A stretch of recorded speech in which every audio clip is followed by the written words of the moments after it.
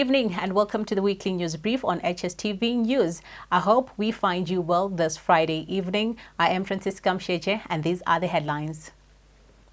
Midterm budget review brings tax cuts. Zanu PF spokesperson Christopher Mutsvangwa under renewed attack. Job Sikhala to sue government. Harare town clerk bombed and arrested over Moses Mpofu deals. And Silent Killer to release new album. Join me after this break for these and other stories.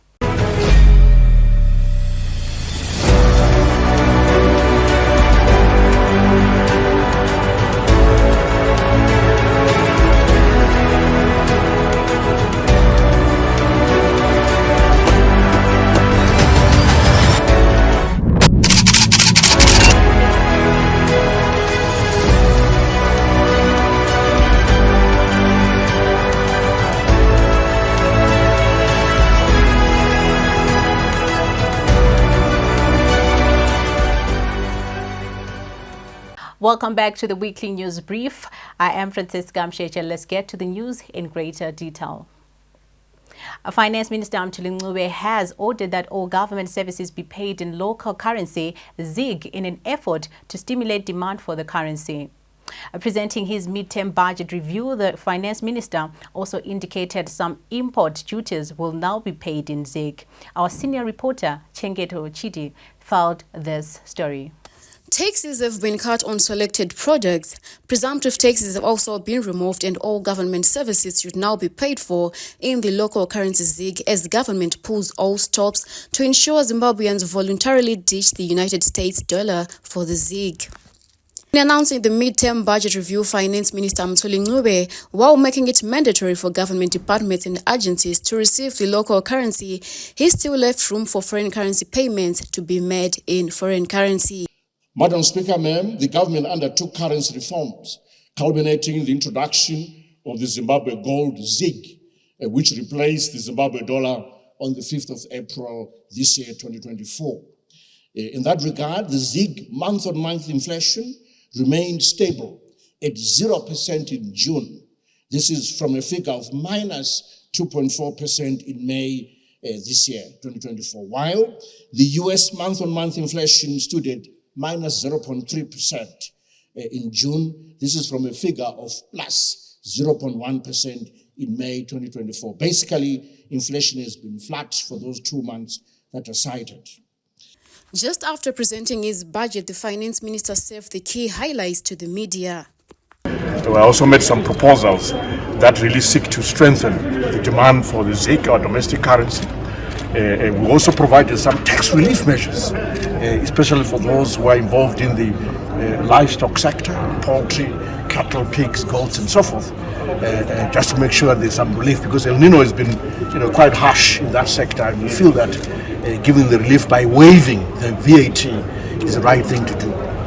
The other thing that we propose is really to tighten the issue of fraud, especially around fuel imports, which are in transit to neighboring countries. What we notice is that fuel is brought in without any payment of duty, under the pretext that it is being transited to neighbors, but then it is decanted here clandestinely, and maybe even water is put in tanks, and then the exportation is acquitted, blah blah.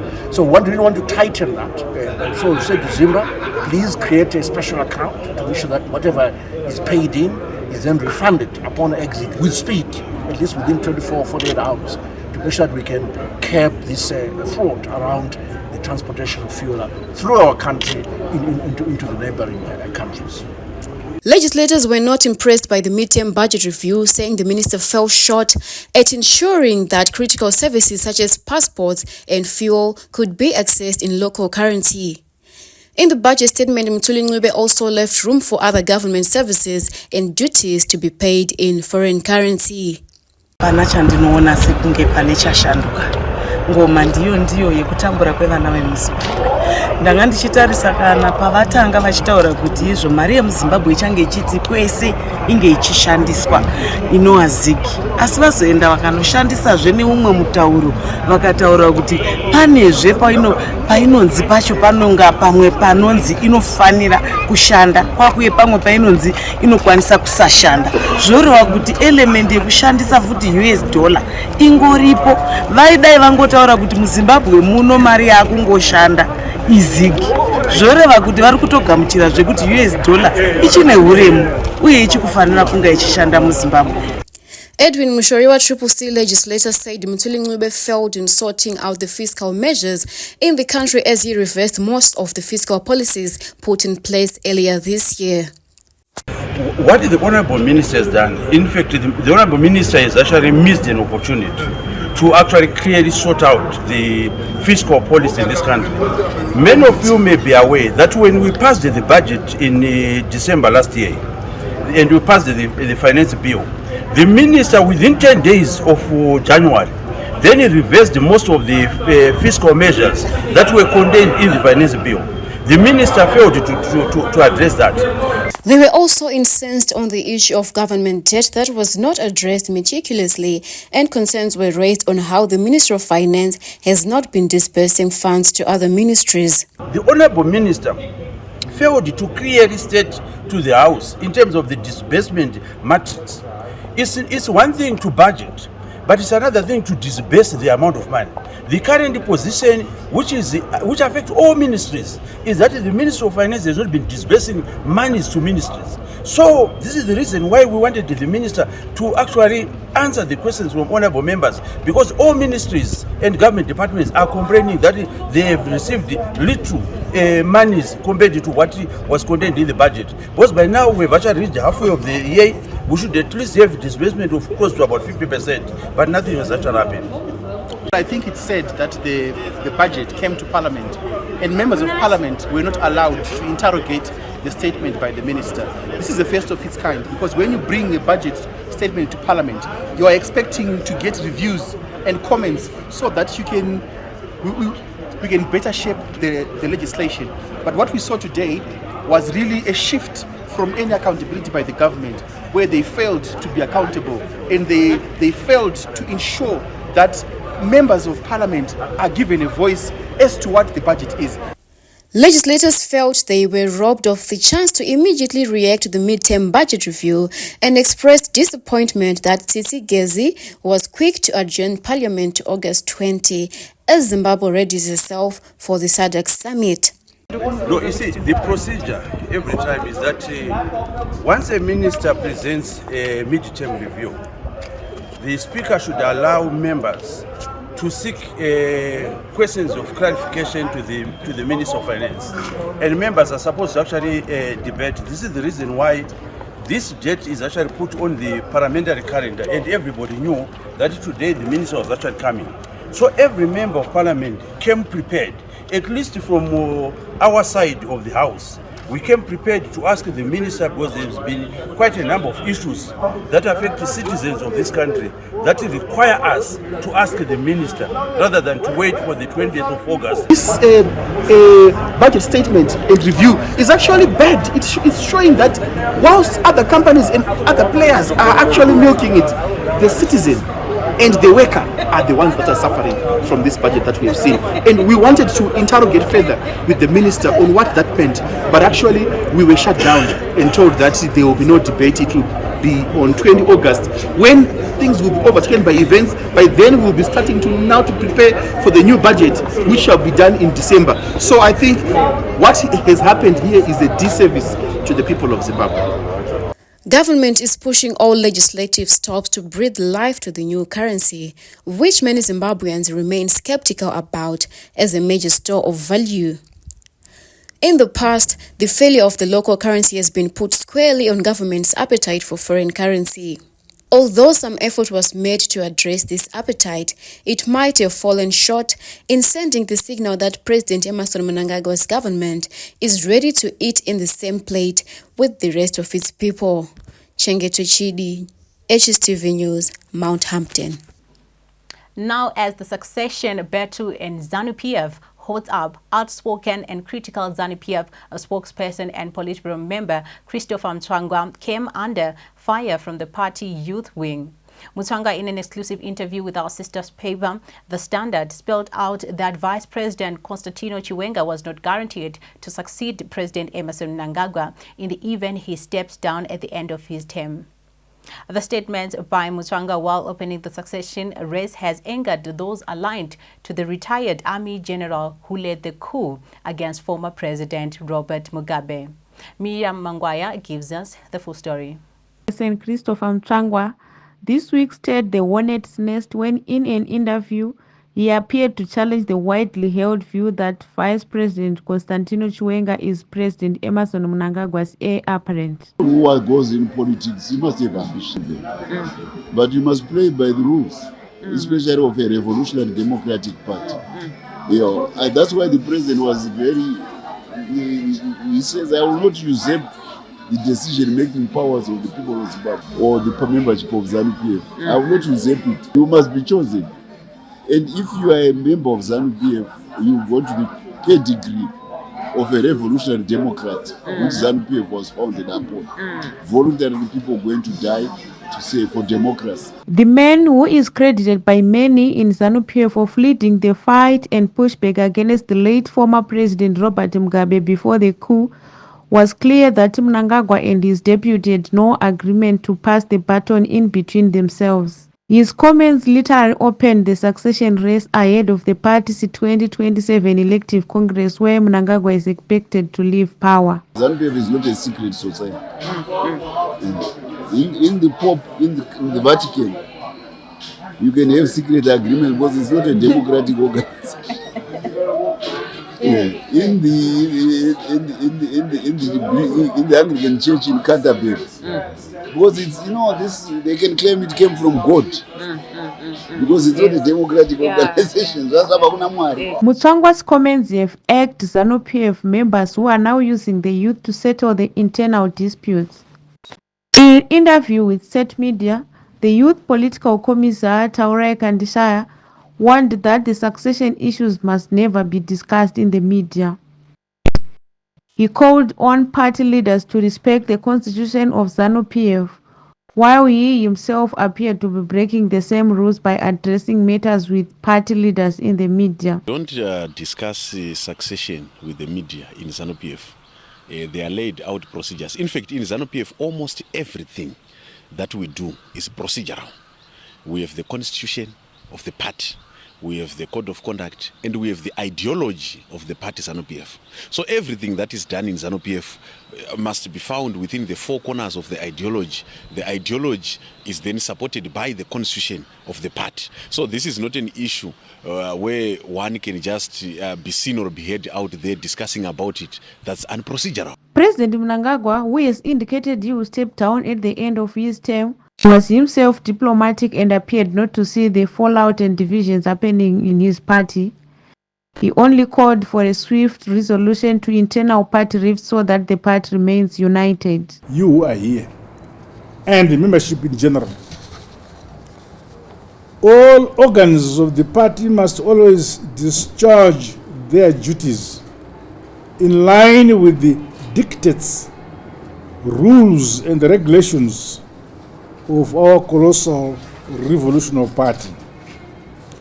The commissariat department, supported by the respective wings, must lead more energetically to entrench this culture. Similarly, clarifications regarding party mobilization, restructuring, and co-options, as well as disciplinary procedures, must be clearly explained to our structures. In this regard, our constitution is the fundamental point of reference.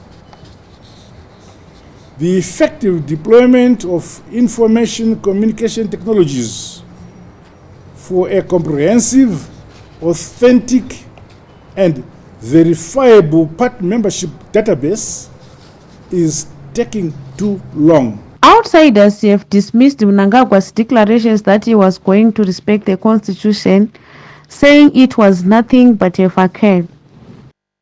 Former opposition leader Tendai Biti called out the president in a recent interview. These men want to rule for life, period.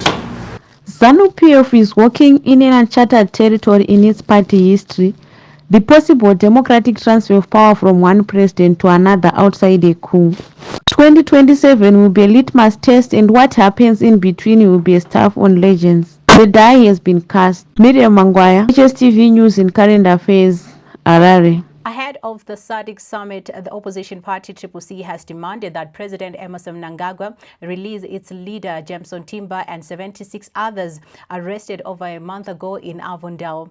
The opposition members were denied bail by the High Court on appeal and now await their fate in a trial which is supposed to kick off on July 29. We demand the immediate and unconditional release of Honorable Timba and others, and many others who are in detention, who are before the courts, who are being persecuted. We demand that SADEC puts the issue, the question of legitimacy in Zimbabwe, top on its agenda as they come to help resolve the Zimbabwe crisis. We demand and denounce the abrupt end of corruption and many other ills that have deprived our society of the progress that we so need. Thank you. The nation buried another one of its army generals, retired Brigadier General Michael Chaminuka, at the National Shrine this week. The late Chaminuka, a close ally of Vice President Constantino Chiwenga, was described as an inspirational Zimbabwean by President Emmerson Mnangagwa during the burial. He attended several military courses in intelligence, peacekeeping, and general command. The late Dr. Chaminuka was a recognized academic in the fields of defense and strategic studies, as well as international relations. He acquired a doctorate in philosophy, ethics, from the University of KwaZulu-Natal in South Africa.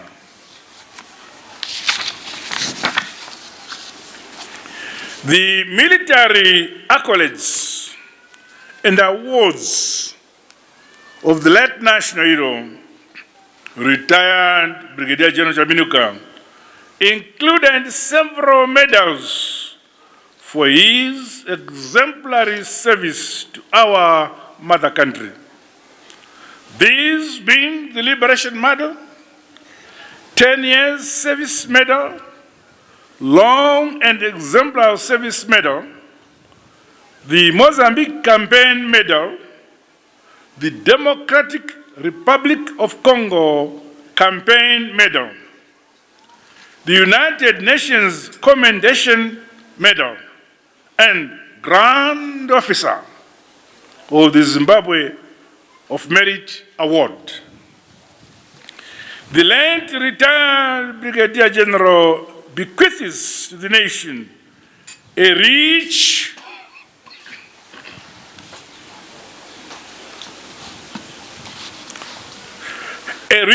heritage and inspirational legacy of hard work. Former Zengeza legislator Sikhala is now looking to sue the state for pain and suffering endured for over 2 years in pre-trial detention. Sikhala was kept in remand for a total of 2 years, and what many view as political persecution, announced he will be taking on President Mnangagwa's government for the wrongful detention. This is after he was acquitted of all the charges he had been convicted of. President on as Sikhala, who now holds a record of more than 60 arrests on political grounds and 0 convictions, takes on President Emmerson Mnangagwa's government in a potentially interesting class action.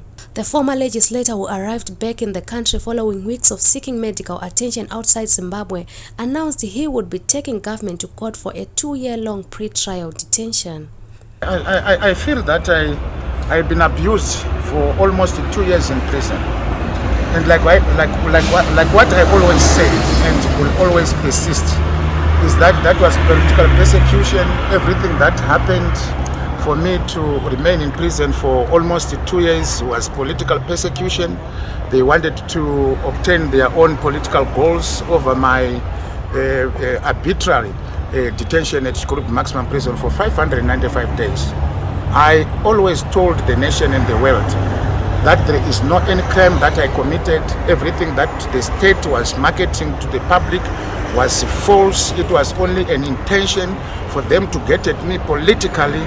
And to tell you that the whole truth is that I am disappointed, and I hope my lawyers will go down and sit down and consider the suffering that I went for 595 days when I did not commit any crime. That is all what I can say at the moment. The action comes after the High Court recently quashed on appeal convictions the firebrand politician had been handed at the Magistrates Court. Good afternoon. Thank you very much for having us here. We are just coming out of the High Court to deal with 2 appeals regarding the conviction of Honorable Sikhala in the Magistrates Court.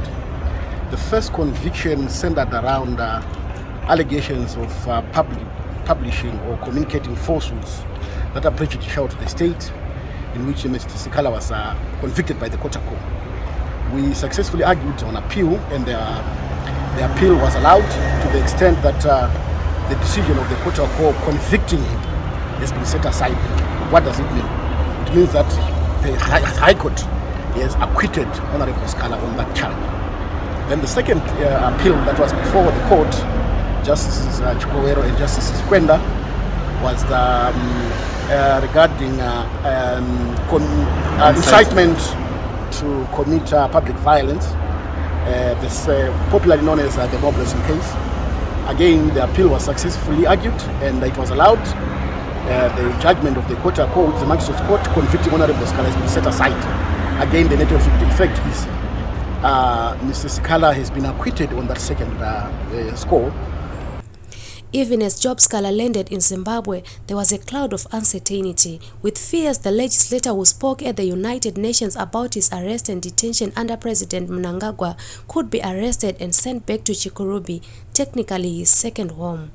For my incarceration on the 14th of June 2022. In my more than 3 decades of political career, I have been arrested 68 times. Normally, they would release me on bail, but on June 14, 2022, I was arrested for representing Mo Blessing Ali, a single mother and a political opposition leader. As fiery as ever, Sikhala dared the authorities to arrest him for his statements while outside the country. No, but you know, this is my country. If they want to arrest, I'm back. I'm here. I have not committed any crime. You know, I have not committed any crime. Yeah, so I am here. If they want to arrest me, let it be so. Yeah.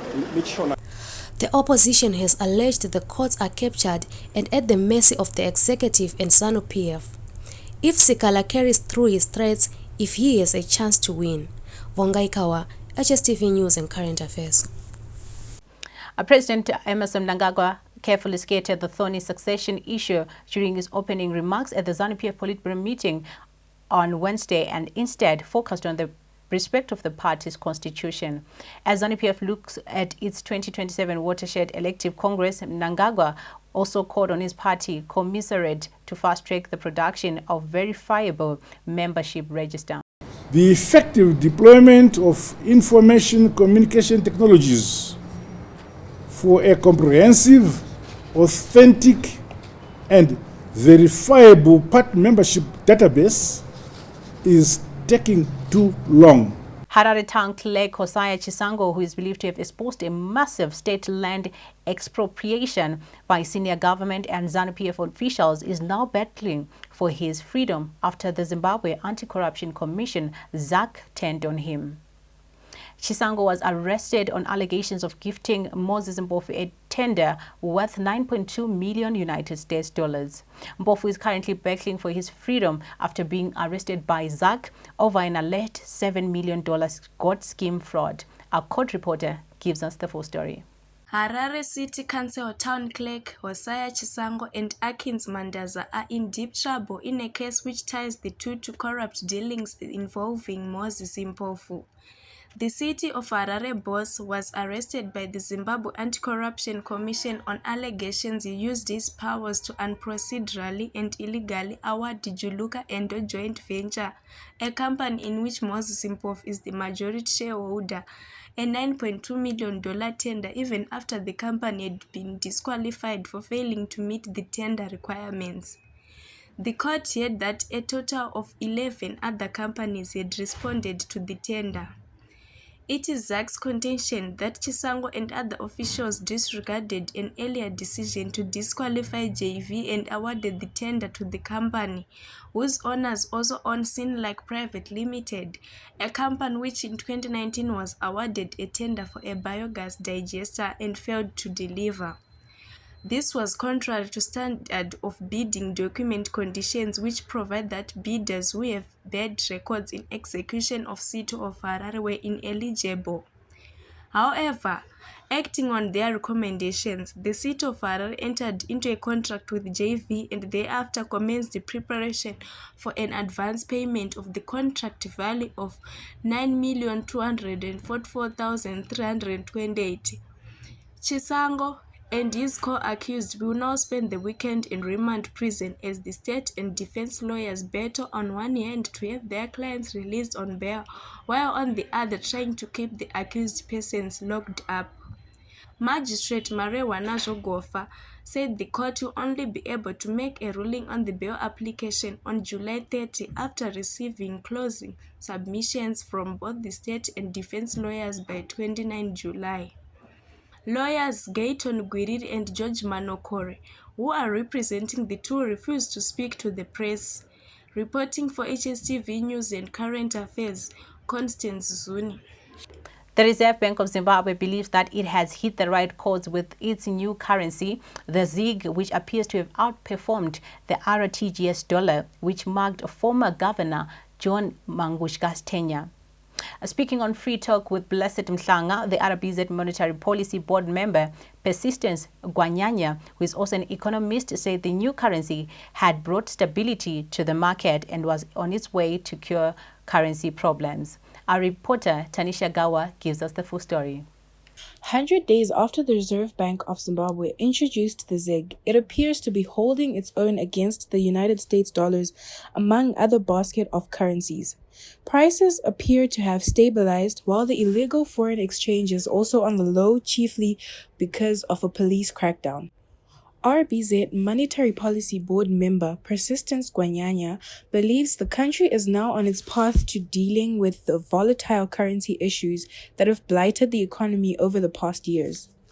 After the volatilities that characterized our economy in the first quarter of the year, we have seen a palpable difference in the current environment, characterized with stability ushered by the introduction of ZiG. The central bank has been drip-feeding the ZiG into the market to try and control inflation, but this, according to former Finance Minister Tendai Biti, has forced the country into a depression. Gwanyanya says this is a working model that has kept the currency working. We are in a stagflation mode. A stagflation mode is a situation where the economy is stagnant. This economy, since the introduction of ZiG, is stagnant. They still remember vividly the challenges they suffered at the height of monetary expansion and unmeasured increase in even cash, both quantum of cash and denominations of cash. On the streets, people have a different version on how the ZiG has affected them, especially as they are now failing to buy some exclusive products on the market using the local currency. Fuel remains an exclusively foreign currency product. Rikutenga but pane vamwe vanenge vachirambawo especially kumafiyo kwatiri tichinzwa kumafiyo vari kuti fiyo harisi kudira ati mamwe mashopsiwo anotengesa kana chikafu zvakadaro daro zvakasiyana siyana ari kutenga mazigi. Ini zigi hangu handisi kunyanya kuchema naro, asi pari kubirwa vanhu ma3 zigi. Ndikamupa 10 zigi handipe change, ndikamupa 7 zigi anongosiya zvakadaro. Saka ndoita sei padhura ranenge ndinaro. Ndikamupa dhura anogondipa 10 zigi. Mumwe wacho anogona kundipa 10 zigi. 3 zigi ndeyekutenga mugu inenge yatoshaika, saka ipapo pada kubatsiranawo makwina wande muroad. Gwanyanya blamed banks for failing to meet the demand of local currency, saying now the RBZ has stepped in to ensure that transacting public has access to the ZIG. The RBZ has indicated that they've injected adequate cash to take care of the requirements of the economy, or in line with the internationally acceptable ratios. But the banks have not distributed the cash, all of the cash that the central bank is injected. In all the contradictions, the fears, and the transactions, in a country where over 80% of all trade is in United States dollars, the ZIG is yet to make its mark, or has it been fully tested as a currency of note. It appears to be aided only by its scarcity and hard power invoked by the force of the police. On its own, the ZIG is money that many, including the leaders of Zimbabwe, do not even want to use. ZIG yacho varidziwa yavatorina basa nayo. Tinoonayo vanotungamirira kana vasvika pamisangano vanobudisa ma-US dollar kupa vanhu. Asi kana vachiti vamwe shandisai, unodirei kuti tishandise mashizha. Iwo wakabata mari chaiyo. Reporting for HSTV News and Current Affairs, Tanisha Gawa. Police clashed with Zanaso students at the ZESA Training Center in Belvedere, resulting in 44 office members being arrested. They were made to pay admission of guilt fines before being released, except for its president, Emmanuel Sitima, who was dragged to court on allegations of criminal nuisance. The charges emanate from a different case which happened at the Harare Magistrate Court. Sitima appeared before Magistrate Dennis Mangosi, who granted him a $100 bail. He'll be back in court on the 31st of July. Wange Colliery Company Limited has signed a contract mining deal with Chinese firm Dinson Steel, which is finalizing a 1.5 billion processing plant at Manize. The agreement boosts recovery efforts under 6-year reconstruction schemes. The deal with multiple spin-offs paved the way for Dinson to exploit hefty HCCL coalfields in northwestern Zimbabwe, where about 5 million tons at the current extraction rate will be mined over 5 years at the site referred to as the Dinson pits. The simplest way of illustrating this, when you are in the business of mining as a company, the norm is, you may say, we want to produce, say, 10,000 tons. So let's buy the excavators, let's buy the dump trucks, let's buy the drills, okay? But there comes a moment where you realize that running that fleet is not giving you any benefits in that it has become now costly, one. And two, you no longer have the capacity to meet your targets. So the alternative, obviously, is to look for someone who has got that same kind of fleet and same capacity to do the mining on your behalf, like what DRG got that is doing at Zimplats. So that is the contract mining that we are talking about. Saying we have outsourced a company with capacity. Harare City Council has made a U-turn on the Pomona dumpsite deal, which they did not want to be part of just a little over a year ago.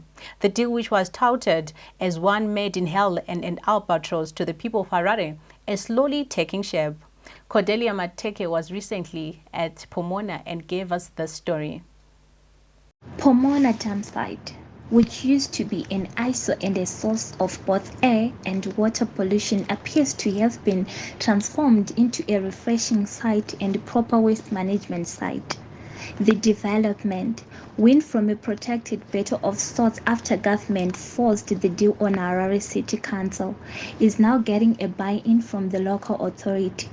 Harare Town Clerk Hosea Chisango acknowledged the benefits of the dumpsite a few hours before his arrest by the Zimbabwe Anti-Corruption Commission over allegations of violating tender procedures. Commendable work that we see. This is the place where we deposit all the waste that comes from the city of Harare. And I think in terms of sustainability, this is what everybody would want to see, that the waste that we produce also gives us some results at the end of the day. So yeah, it's work that we've seen that there's quite some progress on what Pomona promised to deliver. The facility, which is supposed to turn Harare's waste into energy, is slowly taking shape, even though the deal remains controversial. Minister of State for Harare Metropolitan Province Charles Tavengwa, who was part of a team that told the facility wants the dumpsite to be turned into a tourist attraction ahead of the SADEC summit this coming August. The delegation will be visiting some and I believe they have a lot to learn from us, from Pomona, what we have seen here. Here we are witnessing integrated waste management. I'm sure those who passed by before or who have been here before Pomona was here will remember that this was a dumping site. This was a haven of flies, crows, name it. All the foul smells you wanted in Harare were emanating from here. The fire. The man at the center of the controversial deal appears to be riding the crest and having the last laugh, standing tall as the CEO of Pomona Waste Management. Chivhayo was in the driving seat. The facilities which are here now, with a sorting plant where we are standing here, where we are going to separate different waste here. We have water treatment plant, which is at the back of us. We have 2 landfills which we already built, waiting to receive some solid and liquid waste.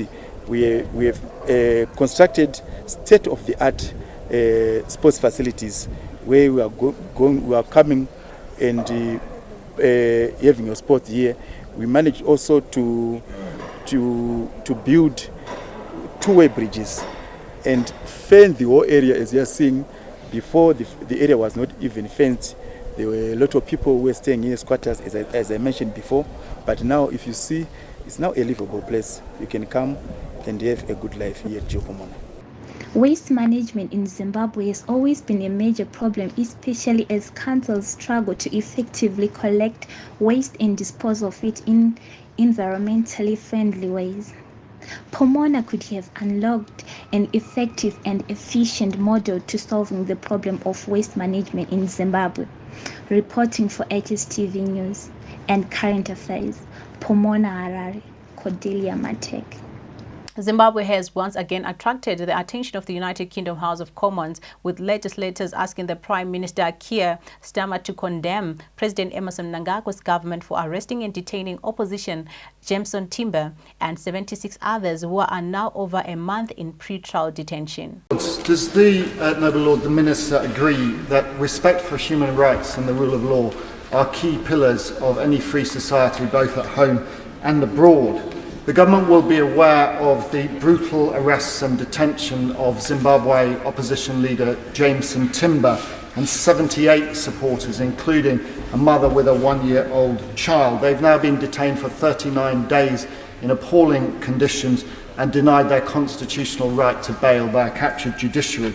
Will the Minister make clear that the new government stands with all people standing up for their fundamental rights? And will he ask his ministerial colleagues to convey this message strongly to the government of Zimbabwe? The United States of America election has turned in less than a week after President Joe Biden announced he'll not be running in the race. Now Vice President Kamala Harris, who is now running on a Democratic ticket, has injected a new interest in polls and immediately went after Donald Trump in her first rally. We have 105 days until Election Day. And in that time, we've got some work to do. But we're not afraid of hard work. We like hard work, don't we? And we will win this election. Yes, we will.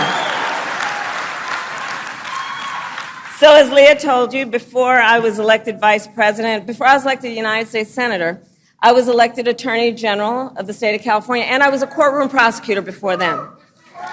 And in those roles, I took on perpetrators of all kinds. Predators who abused women, fraudsters who ripped off consumers, cheaters who broke the rules for their own gain.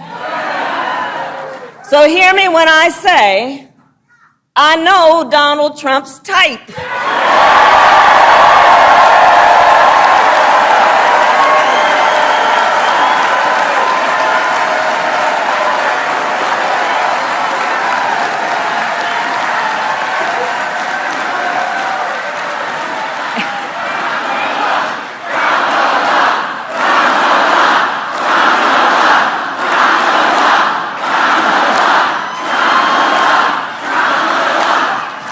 And in this campaign, I promise you, I will proudly put my record against his any day of the week.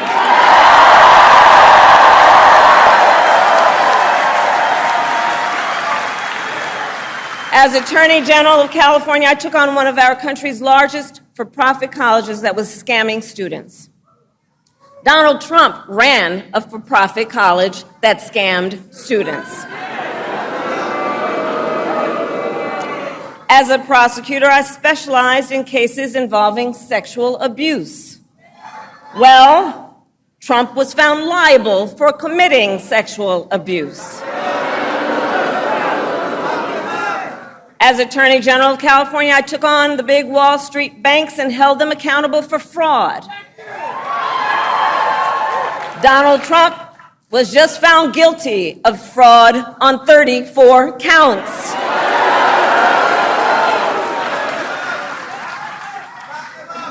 But let's also make no mistake, this campaign is not just about us versus Donald Trump. This campaign is about who we fight for. This is about who we fight for. In entertainment, a new album is in the offing from one of Zimdanso's greats, Silent Killer. We get our full story from Chengeto Chidi. Local Zimdanso chanter Jimmy Mudereri, popularly known in entertainment circles as Silent Killer, has promised fireworks at his album launch set to take place next month. The dancehall artist, who is known for catchy, controversial music and unusual track titles, will be releasing his album on 21 September at Stoddart Hall in Mbare. The album will feature various local artists of different genres, including Jam Master of the Hello Mary fame, who will also be sharing the stage with Silent Killer. Album will launch on 21 September. Stoddart. Tichano wachkorera kuchikoro. Because Chamisa ipo futi. Chamisa ningari. Ndinaye pa collaborate, ndi collaborate naye futi papo. Okay. Album. The dynamic artist dropped hints that he will branch into other genres in this album. He also said he featured a certain Tanzanian group in a rumba track and has worked with various local music producers. Hatinazodekutaura futi vamwe bhozi nepapana mafe rumba inozanana yekutanzania mafe yangu weze vanenge varipo futi kuti vanenge vari kualbum launch takatoitawo rimwe namba navo vari kuoko asi riri kubuda ndiri paalbum weze namba rerumba iroro one pro pana anonzi one pro benito weze ndiye the major producer pachi paalbum but album iri tone matracks eko ana oskidi andika Passion Java records and who got tax on the beat. Where's that? DJ Ino, Malunti, my friend, I got everybody. The Zimdanso chanter, who has been making music from the early 2000s using the tagline Ngirozi Ewondo, is popular for doing freestyles dropped a snippet of the title track of his new album, Tichanova Chikorera Kuchikoro. Tichanova Chikorera Kuchikoro, Tichanova Chikorera Kuchikoro, Tichanova Mwira Mgoro, Mgoro Wengoma Kwakagoro, Tichanova Chikorera Kuchikoro, Tichanova Chikorera Kuchikoro, Hameno Vakayenda Kumaroro, Vaudze aya mabororo, Ndohwina ndiri mondoro, Zveshuwa bororo, ine simba zokororo, this time havawane zororo. Chengezo Chidi, HSTV News, Harare. We turn to the world of sport, where high-flying Highlanders were brought to the ground by Simba Bora. This must have given Tinashe Matambo something to smile over, especially after his team Dynamos suffered a heartbreaking defeat at the hands of Bulawayo Giants. It's over to you, Tinashe. Thank you, Francie. It was a week of high drama and heart pains, especially for Bulawayo Giants Highlanders, who suffered a shock defeat at the hands of Simba Bora, while at the same time Chicken Inn was saving nuggets as they spoiled FC Platinum's fine run. Welcome to your favorite weekly sports update with me, Tinashe Matambo. Join me just after this short break for these and other stories.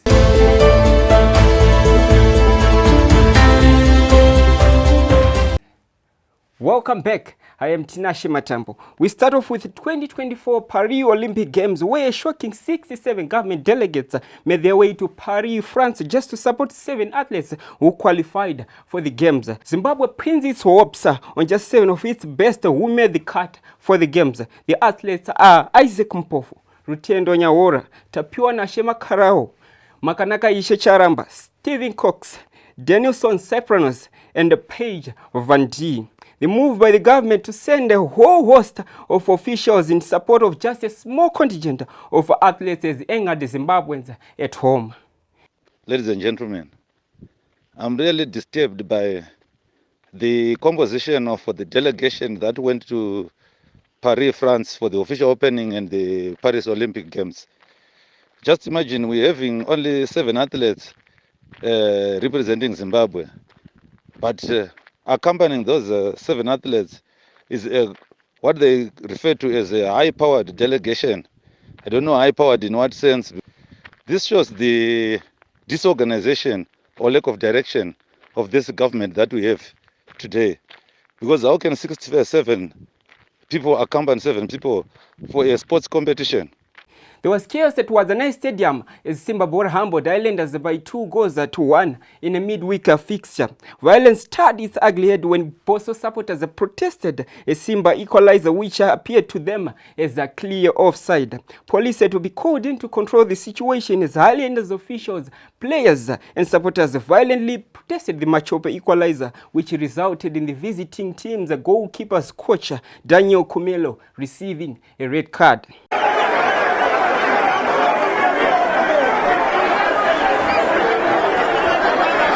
Undeterred by the disruptions, Tondera Indiraya charges came from behind to grab the winner from the jaws of Boso. Boso coach Kelvin Kaindo blamed his team's defeat to poor officiating, while his counterpart Tondera Indiraya was full of praise on how his boys responded and stuck to the game plan. I don't think we have lost this game. I don't think we have lost this game. And it's just unfortunate that a coach has got no one to stand for. If you make certain comments, you are the one who is punished. And if football is going to be played like this, then we are not allowing competition, honestly. And we're speaking on behalf of the coach. Can't ask me which incidents, honestly. The first goal was decided by the official. You can't ask me. And when the coach says something, we summon them. But who is going to be there as a mouthpiece for the coaches? This is football. Let football win. But we have been hearing stories that certain teams are doing this. But look at the goal, honestly. Look at the goal. It's completely destroyed everything. Let football be played. If they beat us, they beat us. And at the end of the day, they go out to celebrate and people are celebrating. What are we celebrating for? There's no positive if an official is deciding the game. Thank you. Yeah, I'm really excited. We're playing one of the giants of Zimbabwean football. I think we applied ourselves very well. Of course, we knew that because of their clout, they will obviously come and boss us around. We knew that, so we psychologically were prepared for that. And then I thought we showed a lot of character when we came back from a goal down to equalize in the first half. Then of course that deflection from Walthamson gave us the 3 points. So yeah, an indifferent performance. So yeah, I'll give it to the boys. I'll give it to everyone in the system for believing that we cannot lose here at home. That has taken us to where we are, and hopefully we can keep going in all the remaining matches that we are going to be playing here at home. So yeah, great feeling. In other matches played on Wednesday, Highlanders fell to a shock 2-1 defeat at the hands of troubled Arenal movers. Wange won to Blawayo Chiefs, courtesy of a Dominic Chungwa goal, while Harare Giants Cape United fired blanks in their way debt to Bikita Minerals. The game ended 0-0. Action continued as Chicken Inn spelled FC Platinum's 10-game unbeaten run, sweeping past the local leaders with a comfortable 2-0 victory at Luveva Stadium. Dynamos were back to their drawing ways after sharing spoils with Yada in a match that ended in a 1-0 draw. Yada took the lead in the 30th minute through Ivan Zerusike before Valentine Kadonzo leveled the matters later in the second half. Kamabiliat was guilty for denying the Miracle Boys maximum points after his effort was saved in a 1v1 situation with keeper Martin Mapisa. Manica Diamonds failed to decimate FC Platinum's lead at top of log standings after firing blanks against the Chegutu Pirates at the Baobab Stadium. A quick look into the PSL log standings. FC Platinum are leading the race with 39 points. Simba leapfrogged to second position with 37 points. Ngezi third on 35, while Manica Diamonds make up the top 4, a point behind Madamburu. Tier 1, Chegutu Pirates, Wange FC, and Arenal Movers are wandering in the relegation zone. Exciting football is now taking the face of Castle Lager Premier Soccer League as the season races down to close its curtains. Teams are in full force grinding for results. Here, match day 21 fixtures on Saturday, Cape United, who are starved of a win in their last 2 games, will be vying for winner to Arenal Movers. On Sunday, attention will be focused at Sakuva Stadium, where 4th placed Manica Diamonds was the 3rd placed Ngezi Platinum Stars. Dynamos are at home against the raided Bikita Minerals, who lost 5 of its key players in the transfer window. Rangers make their trip to FC Platinum. Highlanders lock ones at home with Tier 1. ZPC Kariba welcome spirited Chicken Inn. Chegutu Pirates are away to Greenfield. Yada have a home date with the Blawayo Chiefs, while Simba Bora are away to Colliery Stadium against Wange FC. Zimbabwe Football Association is in headaches over selection of a Warriors substantive coach. The board seeks to take its time as they seek to appoint a gaffer who will take to AFCON finals and revive their jeopardized World Cup qualification hopes at the end of Jairus Tapera was working on interim basis. 5 candidates have since undergone the meticulous selection process. The Football Motherboard further advised that the interview for the Mighty Warriors head coach selection is set to be complete by Monday. Zifa Normalization Committee Chairman Lincoln Mutasa dragged his name into murder, spitting a controversial justification of an unattendance of a single PSL game in the last 12 months. Mutasa told the Parliamentary Portfolio Committee of Sports that he watches the matches on his television screen, a response which has drawn wide criticism over his seriousness with restoring parity in Zimbabwe's rotten football systems. I follow the teams that are playing. I mean, even when I was a player, I never went to watch a team when I was playing. I'm one of those players who wants to play, probably like Mr. Benza here, Honorable Benza here, who likes to play. So when I'm watching, I'm always wanting to be in the field. So Chairman, do you get paid as the chairman of the Normalization Committee? In rugby, Zimbabwe's senior rugby men's team, the Sabres, stormed in the Africa Rugby Cup final, dispatching 6-time continental champions Namibia 32-10 at Mandela Stadium on Wednesday. Sabres were taking no prisoners as they broke their 23-year-old long spell to Namibia. To the ground, still a chance. And the kick to the far end, absolutely stunning there from Ian Pryor. The sense, the unerring accuracy, the decisiveness. That is cold-blooded calculation here from Ian Pryor. There's a lot to play for here, and both teams need to put their best foot forward. Well, another kick forward, and once again, flying down that wing. Takutswa, chance here, once again, Zimbabwe will draw blood once again. And it is all-out annihilation here. Swinging it out, and another chance, and this will be easy pickings. Good pickup, and finished off here by Tapiwa Mufura. Now that was excellent use of brain. Just setting it the right place, right time. Tapiwa Mufura. Sebo's commanding performance and the thorough dominance paid off with a stunning victory. Continental glory is in the tips of their hands when they face Algeria in the Africa Rugby Cup final on Sunday at Mandela Stadium.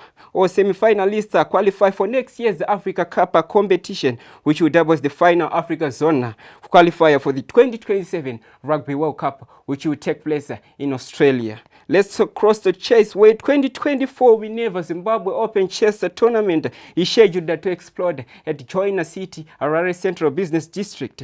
The Fight Race event, which kickstarts on the 31st of July to 4 August, will offer a substantial prize of $7,260 United States dollars. The tournament will present chess players with an opportunity to meet top players across Africa, with the registration already underway. That was all for sports with me, Tinashe Matambo. Back to you, Francie. That was sports with Tinashe Matambo. Thanks, Tinashe. It's a sad day for us today at HSTV because today it's his last day as he heads back to school to conclude his studies. We also wish Kelly Vimbai Mabaire, Munotidaishe Murambashina, and Kelvin Zidane Seke, who also start school in a few weeks. The editor, Blessed Mhlanga, and the entire team at HSTV News wishes to congratulate Mabaire, who just won the ATU's Multimedia Journalist of the Year. Open Court, we are extremely proud that your hard work throughout your attachment, Kelly, has been recognized through this award. We are proud to have produced a top talented journalist who is already making an impact in the world of journalism. Close quote, said Mhlanga in a congratulatory message. The group of interns who leave HSTV at the end of the month were dedicated young journalists who contributed immensely to the news and current affairs desk. We wish them well in their studies. Let's look at the video of the week, the old video which compares U.S. presidents have resurfaced. The United States has conducted an operation that killed Osama bin Laden. Abu Bakr al-Baghdadi is dead. The United States launched a targeted operation against that compound. They did a lot of shooting, and they did a lot of blasting, even not going through the front door. You know, you think you go through the door. If you're a normal person, you say, knock, knock, may I come in? After a firefight, they killed Osama bin Laden and took custody of his body. He died like a dog. But his death does not mark the end of our effort. A beautiful dog, a talented dog. We give thanks for the men who carried out this operation. And I don't get any credit for this, but that's okay. I never do. But here we are. May God bless you, and may God bless the United States of America. And I'm writing a book. I think I wrote 12 books. All did very well. Don't forget to press the subscribe button and share our content so we continue to do what we do. This was the weekly news brief with Francisca Msheche. Let me wish you an amazing weekend and a cozy good night. From here at HSTV and the crew behind the scenes, good night.